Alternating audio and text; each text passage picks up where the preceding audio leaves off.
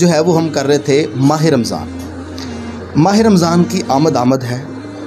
ہم خوش قسمت ہیں کہ ہماری قسمت کے اندر اللہ رب العالمین نے ہمیں دوبارہ سے ماہ رمضان دیکھنے کا موقع دیا.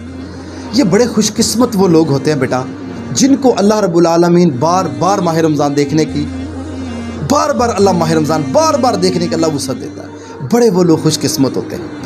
ہم انہی میں سے ہم لوگ ہیں کہ جن کو اللہ رب العالمین نے دوبارہ سے ماہ رمضان دکھایا. اب اس ماہ رمضان میں ہم نے کرنا کیا ہے, کرنے والے کام کیا ہیں, ماہ رمضان کیوں آتا ہے, چند نصیحتیں میں کرنا چاہتا ہوں, چند باتیں کرنا چاہتا ہوں. سب سے پہلی بات کہ ماہ رمضان اللہ رب العالمین نے ہمیں کیوں دیا. قرآن مجید کے اندر ایک واضح اور سیدھا سادہ اللہ نے قرآن مجید میں ایک اصول بتایا. یا ایھا الذین آمنوا کتب علیکم الصیام کما کتب علی الذین من قبلکم لعلکم تتقون. اے ایمان والو, تم پر ماہ رمضان کے جو روزے ہیں یہ فرض کر دیے گئے ہیں جس طرح کہ تم سے پہلی قوموں پر کیے گئے تھے. یہ ہے اللہ رب العالمین کا ہمیں بتایا اصول جو ہے کہ یہ ہم پر فرض ہیں روزے. اور فرض ایک ایسا عمل ہوتا ہے, اپنے ذہن میں بچوں سیو کر لو, کہ جس سے چھٹکارا نہیں ہے, جس سے معافی نہیں ہے.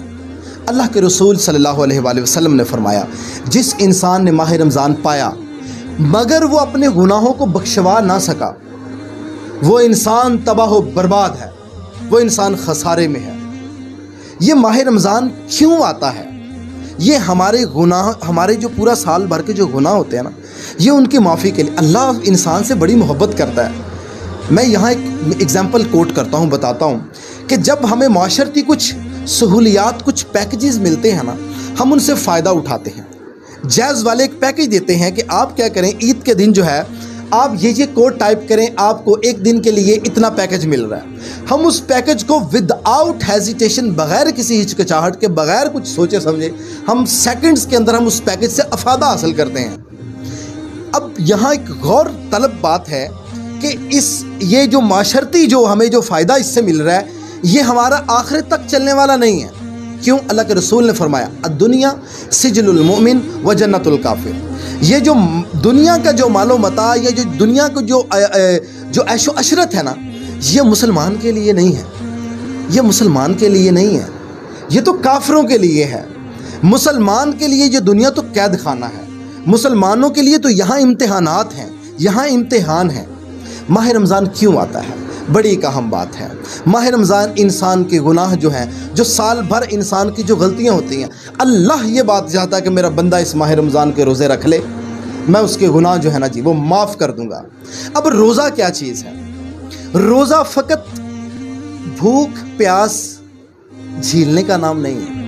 روزہ انسان کی آنکھ کا بھی ہے, روزہ انسان کی زبان کا بھی ہے, روزہ انسان کے ہاتھ کا بھی ہے, روزہ انسان کے پاؤں کا بھی ہے. انسان اس ماہ رمضان کو جس انسان نے پایا, مگر اس انسان نے اپنے پورے جسم, اپنے ہاتھ, کان, ناک, انسان کے پورے جسم کے اس لحاظ سے جو ہے وہ اگر انسان وہ اس حقوق ادا نہ کر سکا جس طریقے رب چاہتا ہے, تو کیا فائدہ؟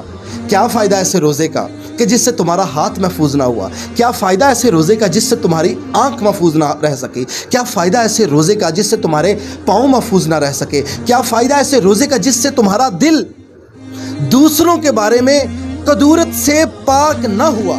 کیا فائدہ ہے ایسے روزے کا؟ روزہ جو ہے یہ انسان کی ایک ایسا انسان کے لیے کورس ہے. ماہ رمضان کا روزہ انسان کے یہ ایک ماہ کا جو شارٹ کورس ہے. ہم دنیاوی شارٹ کورسز کرنے کے لیے بڑا بھاگتے ہیں. امیزون کی ٹریننگ ہو رہی ہے, بھاگیں جی 3 ماہ کا کورس ہے, بھاگے ہزاروں لوگ بھاگ رہے ہیں. اپ ورک, فائیور اور جتنے بھی یہ ارننگ فری لانسنگ کے جتنے بھی پلیٹ فارم ہیں, انسان بھاگتا ہے کس لیے؟ کہ فقط میری زندگی جو ہے اس دنیا کے اوپر سنور جائے. مگر نہیں, یہ وہ زندگی نہیں ہے جو تمہاری آخرت میں کام آنے والی ہے. یہ تو دنیاوی ہے, یہ تو دنیاوی معاملات ہیں. تو آخرت کے معاملات جن سے آخرت تمہاری سنورے گی, جس سے تمہیں جنت مل جائے گی, جس سے تمہارا. اچھا کبھی غور کیجئے گا, جب انسان روزہ رکھتا ہے نا تو انسان کی بڑی عجیب سی کیفیت ہو جاتی ہے. ساگر صاحب کبھی غور کیجئے گا کہ کبھی روزہ رکھیے گا تمہاری زندگی بدل جائے گی, لیکن اس دل سے روزہ رکھیے گا. روزہ اگر رکھنا تو یہاں سے رکھیے گا. ان اللہ لا ينظر الى صورکم ولکن ينظر الى قلوبکم. اللہ انسان کی شکل و صورت, انسان کی یہ معاملات نہیں دیکھتا. وَلَكِنْ يَنْظُرُ إِلَىٰ قُلُوبِكُمْ. اللہ تو دل دیکھتا ہے. کہ اس بندے کا جو عمل ہے کیا وہ دل سے ہے؟